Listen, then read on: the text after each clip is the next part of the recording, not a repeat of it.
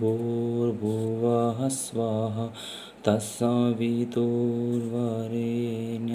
भर्गो देवस्य धीमहि धियो यो न प्रचोदयात्। ओम नमस्कार। आज का जो टॉपिक्स है वो हम थोड़ा अलग टाइप का टॉपिक्स है अपना।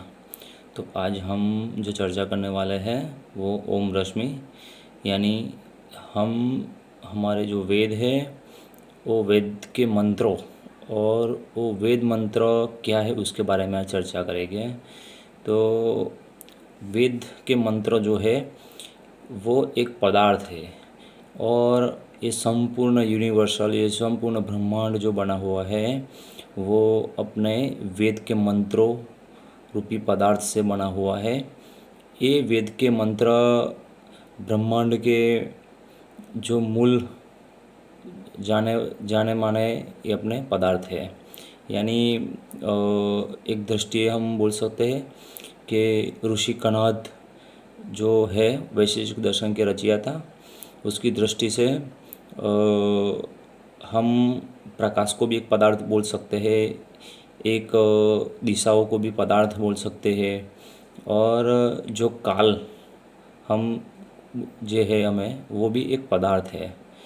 तो ये संपूर्ण जो ब्रह्मांड है वो वैदिक रश्मि थ्योरी सिद्धांत जो आचार्य अग्निहोत्री जी द्वारा प्रस्तुत किया हुआ है, उनकी दृष्टि से जो हम देखें तो ये संपूर्ण जो वेद के मंत्र है वो संपूर्ण ब्रह्मांड में गूंजते रहते हैं। उसकी जो रश्मि, जो उसका जो वाइब्रेशन है वो एक पदार्थ है, और उससे ये संपूर्ण जो भी हम देख रहे हैं सूर्य, चंद्रमा, बड़ी बड़ी गैलेक्सी और उल्का, तारे और वनस्पतियाँ, विद्युत चुंबकीय, ऊष्मा, तापमान, प्रकाश, तो ये जो कुछ बना है वो वैदिक रश्मि सिद्धांत के अनुसार ये सब वेद के मंत्रों से बना हुआ है।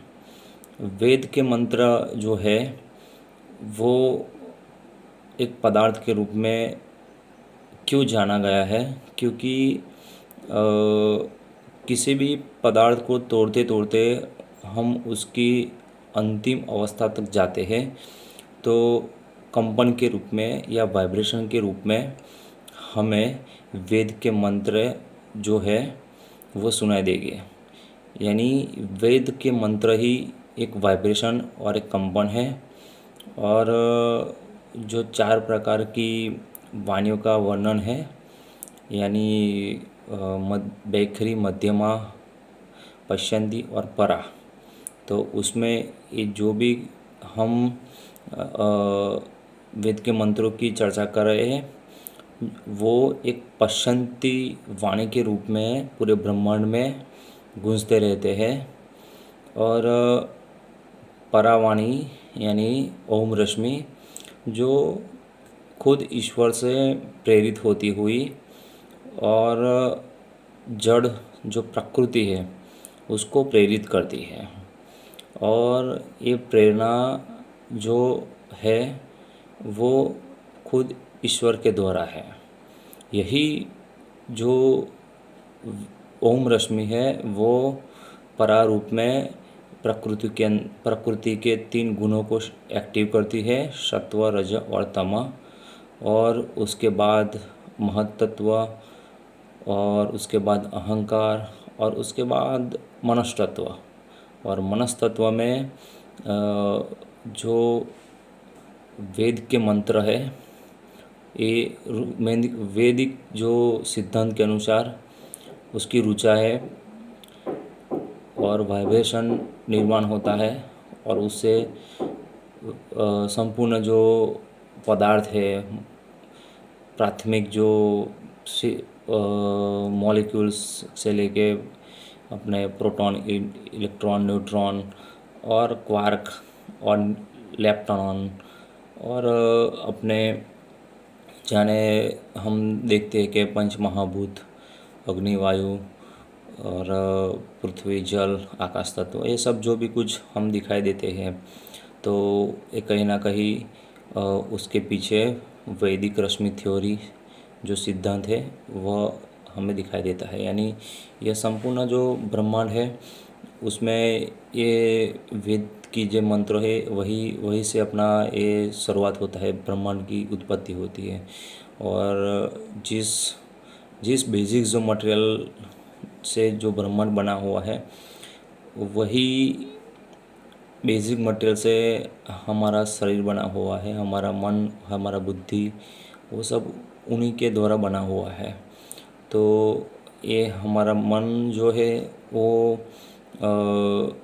इतना क्यों गतिशील है, क्यों प्रकाशशील है और क्यों इतना एक्टिव है, तो इसके पीछे हम देख सकते हैं कि ये पूरा ब्रह्मांड ही जो मनस्तत्व में जो वाइब्रेशन और कंपन जो उत्पन्न होते हैं वेद के मंत्रों के द्वारा, उसी से ही अपना ये संपूर्ण जो बाहर हमें जो दिखाई देता है और हमें नहीं दिखाई देता है वो सब पदार्थ बने हुए हैं। तो हमें ये सब और भी जानने के लिए हमें वैदिक आलोक को हमको पढ़ना चाहिए। तो उसका बेसिक जो फंडामेंटल जो है वो हमें मालूम पड़ेगा। आज का जो साइंस मान रहा है कि जो हम बोल रहे हैं कि जो फोर्स होते हैं वो 4 प्रकार के फोर्स होते हैं, तो उसमें वैदिक सिद्धांत के अनुसार हमें हमारे ऋषियों ने 9 प्रकार के फंडामेंटल फोर्स को माना है। और वो फंडामेंटल जो फोर्स है वो कैसे काम करता है, कैसे बनते हैं, वो सब वैदिक रश्मि थ्योरी में दिया हुआ है। तो आज का वीडियो इतना ही। ओम शाम।